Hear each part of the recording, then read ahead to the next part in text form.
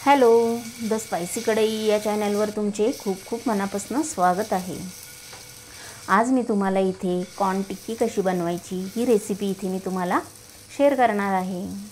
हे कॉर्न टिक्की तुम्ही मुलांच्या डब्यालाही देऊ शकता। संध्याकाळी आपण कॉर्न शिजवून ठेवले की सकाळी आपण ह्याची टिक्की बनवून मुलांच्या डब्याला पण देऊ शकतो। हवं तर तुम्ही इथे मोठे पण थालीपीठ बनवले तरी चालेल किंवा लहान बनवले टिक्की तरी चालेल। तुम्ही तुमच्या आवडीनुसार इथे बनवू शकता। आता हे कसे बनवायचे, याला काय साहित्य लागतं हे मी तुम्हाला इथे दाखवणारच आहे। मुलांच्या डब्याला जर आपण अशी थालीपीठ टिक्की दिली की मुलं पूर्ण डबा खाऊनच येणार आणि टेस्टी पण असतात आणि पौष्टिक पण। आणि तुम्ही इथे बघू शकता एका डब्यामध्ये इथे 6 टिक्की बसतात किंवा तुम्ही मोठे थालीपीठ केले ते मोठे पण तुम्ही 2-3 देऊ शकतात। आता हे कसे बनवायचे, याला काय लागतं मी तुम्हाला इथे लगेच दाखवते। चला आता आपण इथे लगेच बनवूया। हे बघा, इथे मी कॉर्न घेतलेले, हे शिजवून घेतलेले, शिजवल्यानंतर त्याला थोडेसे स्मॅश करून घेतलेले किंवा तुम्ही मिक्सरला फिरवले तरी चालेल। त्याच्यामध्ये मी एक कांदा चिरून टाकलेला आहे, एक गाजर बारीक किसून टाकलेलं आहे आणि त्यानंतर इथे मी कोथिंबीर बारीक चिरून टाकलेली। इथे मी 1 कप भरून तांदळाचं पीठ टाकून घेतलेलं आहे आणि 1 कप इथे मी डाळीचं पीठ यूज केलेले आणि एक छोटासा चमचा भरून इथे रवा टाकून घेतलेला आहे। चवीनुसार इथे मीठ टाकून घेतलेले आहे, हळद टाकून घेतलेली 1 चमचा भरून आणि तुमची मुलं किती तिखट खातात त्यानुसार तुम्ही इथे तिखट टाकू शकतात। तीळ टाकून घेतलेले, अजून 1 चमचा, 2 चमचे भरून इथे मी तीळ टाकले, 1 चमचा भरून इथे धणे पावडर टाकली, 1 चमचा भरून इथे जिरे पावडर टाकली आणि इथे थोडासा ओवा हातावर कुस्करून मी इथे टाकून घेतलेला आहे। आता हे सर्व साहित्य टाकल्यानंतर आपण काय करायचं, पूर्ण हे छान मिक्स करून घ्यायचं आहे आपल्याला आणि त्यानंतर आपण इथे पाणी ॲड करून, लागेल तसं पाणी इथे ॲड करून अंदाज घेऊन आपण हे छान मिक्स करून घ्यायचं आहे।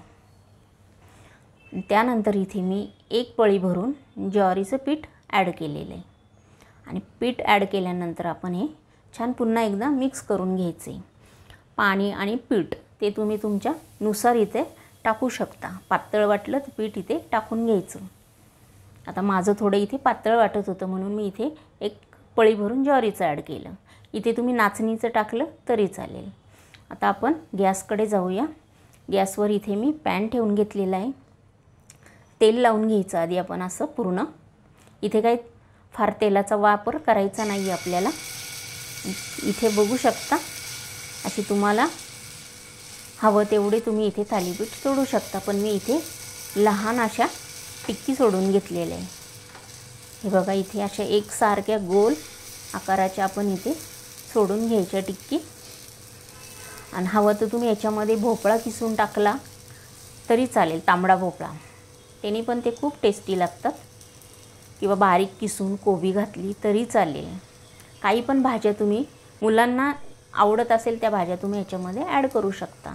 थोडंसं इथे तुम्ही बघू शकता मी तेल टाकून घेतलेलं आहे, अजून थोडंसं तेल तूप टाकून घ्यायचं आणि झाल्यानंतर आपण इथे त्याची साईड चेंज करून घ्यायची। फक्त गॅसची फ्लेम मिडियमच ठेवायची, एकदम लो पण नाही ठेवायची आणि हाय पण नाही ठेवायची। मिडियम ठेवल्यामुळं काय होतं, ते छान भाजल्या जातात एकदम गोल्डन कलर येईपर्यंत आणि खरपूस भाजल्या जातात आणि खायला पण ते टेस्टी लागतात। आणि बऱ्याच वेळा ते खरपूसपणा तो असतो त्याचा टिकून राहतो तो, म्हणून आपण इथे मिडियम गॅसवरच हे भाजून घ्यायचे। तुम्ही बघू शकता इथे दोन्ही साईडनी ती छान मस्त भाजले गेलेले।